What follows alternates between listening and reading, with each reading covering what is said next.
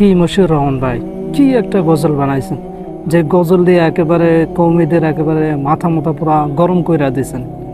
কি একটা গজল বানাইলেন ভাই! কিছুদিন পর পর কি একটা আগুন ছাড়েন, আমি বুঝি না এই মাথায় কোত্থেকে আসে। আচ্ছা, এখন যারা ভিডিওটি দেখতেছেন, এখন কিছু সিরিয়াস কথা বলি। সিরিয়াস কথা হচ্ছে যে দেখেন, বাংলাদেশ জামাতে ইসলামী এবং কওমি ঘরানার ভিতরে দ্বন্দ্ব, এটা আজকে থেকে না, অনেক আগে থেকে চলে আসতেছে এবং আমরা চাইতেছি যে কাছাকাছি আসতে। কওমি ঘরানার যারা আছে কিংবা জামাত ইসলামের যারা আছে, আমরা বারবার চাচ্ছি যে কাছাকাছি আসতে, কিন্তু এই কিছু গজল, কিছু কথা আমাদেরকে এক হতে দিচ্ছে না। সবাই যে যার মতো ফায়দা নিচ্ছে।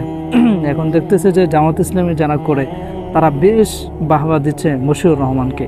তবে এ কথা বলতেছে না যে আমরা তো জামাত ইসলামের দেখবেন অনেক টাইম বলে যে আমরা কারো সমালোচনা করি না, আমরা কারো কোনো কিছু করি না, শুধু কৌমিরা আমাদেরকে খোঁচা মারে। কী করে কৌমিরা আমাদেরকে খোঁচা মারে? এই যে সবাই শান্ত, কয়েকদিন আগে দেখলেন না যে ইসলামী আন্দোলনের ব্যানারে একটা সম্মেলন হয়েছিল, তারপরে সেখানে সবাই গিয়েছিল, মুখতার আহমদ গিয়েছিল, ডক্টর আবুল কালাম আজাদ বাশার সাহেব গিয়েছিল, আব্দুল হাই সাইফুল্লাহ গিয়েছিল, আহমদুল্লাহ সাহেব গিয়েছিল, আরও অনেকে গিয়েছিল। এই যে একটু কাছাকাছি সবাই আসতেছে, কিন্তু এই যে ছোটোখাটো একটা গজল করে দিয়ে আমাদের ভিতরকার পার্থক্যটা আরও অনেক বড় করে তোলে।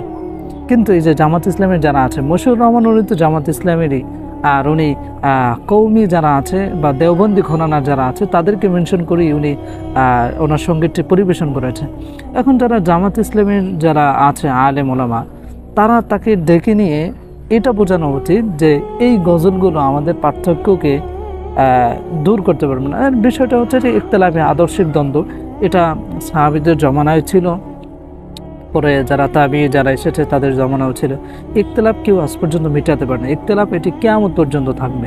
তবে সেই ইখতিলাফকে কেন্দ্র করে আমাদের বৃহত্তর যে স্বার্থ আছে সেটিকে আমরা ধূলিসাৎ করতে পারি না, সেটাকে আমরা জবাই দিতে পারি না, এটা আমাদেরকে বুঝতে হবে।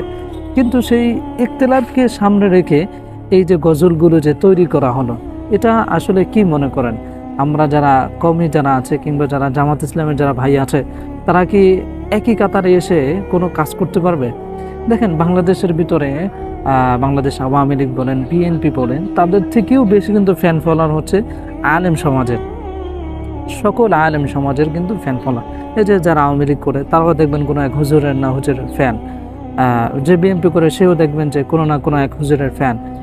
এভাবে দেখা যাচ্ছে যে পুরো বাংলাদেশের ভিতরে সবচেয়ে বেশি ফ্যান ফলোয়ারওয়ালা যারা, তারা হচ্ছেন যে আলেম সমাজ।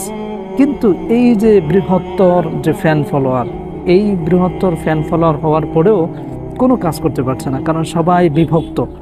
এই যে মিলবে মিলবে সবাই একটা একই প্ল্যাটফর্মে আসবে, ঠিক সেই সময় কেউ একটা কথা বলে দেয়, শেষ, আর ঐক্য হয় না, একই প্ল্যাটফর্মে আর আসা হয় না, আবার তৈরি হয় দ্বন্দ্ব।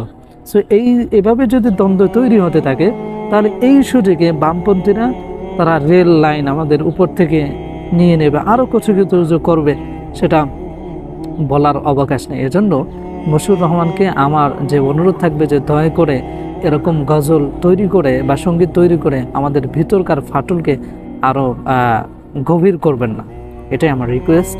আর যারা অডিয়েন্স আছে তাদেরকে বলবো যে এই ভিডিওটি আপনার বেশি বেশি শেয়ার করে দেন এবং সকল মানুষকে জানিয়ে দেন যে এখন ইখতিলাফ করার সময় নেই, এখন আমাদের ঐক্য করা প্রয়োজন। Okay, that's it. Thanks for watching this video and see you in the next video. Allah Hafiz.